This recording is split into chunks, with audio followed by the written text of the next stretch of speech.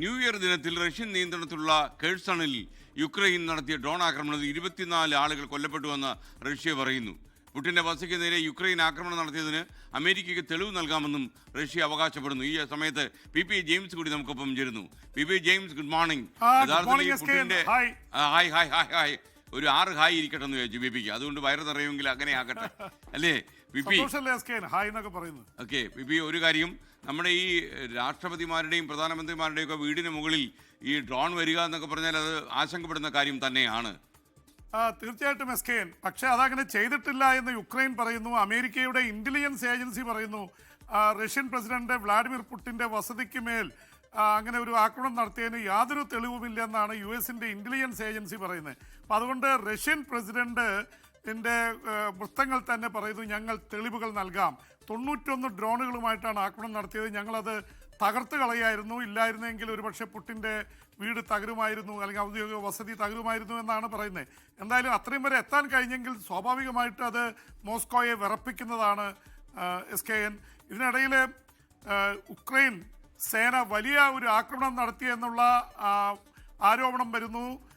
24 പേർ ഡ്രോൺ ആക്രമണത്തിൽ കൊല്ലപ്പെട്ടു. അത് റഷ്യൻ നിയന്ത്രിത മേഖലയിലാണ്. അപ്പോൾ റഷ്യൻ നിയന്ത്രിത മേഖലയിൽ കയറി ഉക്രൈൻ സേന ഡ്രോൺ ആക്രമണം നടത്തി. അത് കേഴ്സൺ എന്ന കിഴക്കൻ ഉക്രൈൻ്റെയും തെക്കൻ ഉക്രൈൻ്റെ ഒക്കെ ഇടയിലായിട്ട് വരുന്ന പ്രദേശമാണ് കേഴ്സൺ. പ്രധാനമായിട്ട് തെക്കൻ ഉക്രൈനിലാണ്. അവിടെ നടത്തിയ ആക്രമണത്തിൽ 24 പേർ കൊല്ലപ്പെട്ടു എന്നാണ് റഷ്യ പറഞ്ഞിരിക്കുന്നത്. അതിന് തിരിച്ചടിയായി ഉക്രൈൻ്റെ പല ഭാഗങ്ങളിലും റഷ്യ ഇപ്പോൾ ആക്രമണം നടത്തിക്കൊണ്ടിരിക്കുകയാണ്. അപ്പോൾ സമാധാന ചർച്ച ഒരു ഭാഗത്ത് നടക്കുന്നു. അമേരിക്കയുമായിട്ടും അതുപോലെ തന്നെ യൂറോപ്യൻ രാജ്യങ്ങളുമായിട്ടുള്ള ചർച്ചകളൊക്കെ നടക്കുമ്പോൾ തന്നെ ഈ ആക്രമണത്തിൽ യാതൊരു കുറവും ഉണ്ടായിട്ടില്ല എന്നുള്ള റിപ്പോർട്ടുകളാണ് വരുന്നത്. ഉക്രൈനിലെ യുദ്ധം നടക്കുന്ന പോലെ തന്നെ ഗസയിൽ വീണ്ടും ആക്രമണങ്ങളും സംഘർഷങ്ങളും നടക്കുന്നുണ്ട്. അവിടെ കടുത്ത തണുപ്പാണ്, മഞ്ഞാണ്, ചെറിയ ശീതക്കൊടുങ്കാറ്റുണ്ട്. അതിനിടയിൽ ഒരു കുട്ടി തണുപ്പ് മൂലം ഗസയിൽ മരണമടഞ്ഞു എന്നുള്ള വാർത്ത വരുന്നു. ഒരുപക്ഷെ ഈ മണിക്കൂറുകൾ പക്ഷേ എല്ലാവരെയും അമ്പരപ്പിക്കുന്നൊരു വാർത്ത SKN സ്വിറ്റ്സർലൻഡിലെ റിസോർട്ടിൽ, അത് ആൽപ്സ് പർവ്വതത്തിനടുത്തുള്ള റിസോർട്ടിൽ ഉണ്ടായിട്ടുള്ള അഗ്നിബാധയിൽ ഏതാണ്ട് 50ഓളം പേർ കൊല്ലപ്പെട്ടു എന്നുള്ള വാർത്തയാണ്.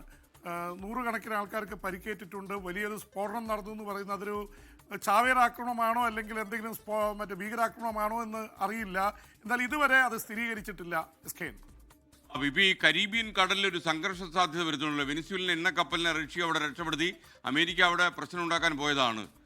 എന്തായാലും അമേരിക്കയും റഷ്യയും അവിടെ മുഖാമുഖം കാണുമോ? എന്താണ് ലേറ്റസ്റ്റ് വിവരങ്ങൾ? SKN ഇപ്പോൾ യുക്രൈനിൽ യുദ്ധം നടത്തിക്കൊണ്ടിരിക്കുന്നത് കൊണ്ട് റഷ്യ നേരിട്ടൊരു ഏറ്റുമുട്ടലിന് പോവില്ല. പക്ഷേ റഷ്യയ്ക്കും ചൈനയ്ക്കും ലാറ്റിൻ അമേരിക്കൻ രാജ്യമായ വെനിൻസുല പ്രിയപ്പെട്ടതാണ്. അതൊരു ഇടതുപക്ഷ പ്രസിഡന്റ് നിക്കോളാസ് മഡൂറോ കഴിഞ്ഞ 12 വർഷമായിട്ട് ഭരിച്ചുകൊണ്ടിരിക്കുകയാണ്. അദ്ദേഹത്തെ ആ സ്ഥാനത്ത് നിന്ന് മാറ്റാനാണ് അമേരിക്ക ശ്രമിച്ചുകൊണ്ടിരിക്കുന്നത്. അപ്പോൾ അതിനിടയിലാണ് അമേരിക്ക ഒരു ഉപരോധം പ്രഖ്യാപിച്ചിട്ടുണ്ട്. 3-4 കപ്പലുകൾ, എണ്ണക്കപ്പലുകൾ വെനിൻസുലയുടെ പിടിച്ചെടുത്തു അമേരിക്ക. ഇനി കൂടുതൽ പിടിക്കാനുള്ള ശ്രമത്തിനിടയിലാണ് ഒരു കപ്പൽ പിടിക്കാനുള്ള ശ്രമത്തെ റഷ്യൻ സേന ഇടപെട്ട് ലോകത്തെവിടെയായാലും ഏത് സമയത്തും 24 വാർത്തകളും ഓഗ്മെന്റഡ് റിയാലിറ്റി പാക്കേജുകളും എക്സ്പ്ലെയിനറുകളും വിശദമായി കാണാൻ ഞങ്ങളുടെ YouTube ചാനൽ നിങ്ങൾക്ക് സബ്സ്ക്രൈബ് ചെയ്യാം.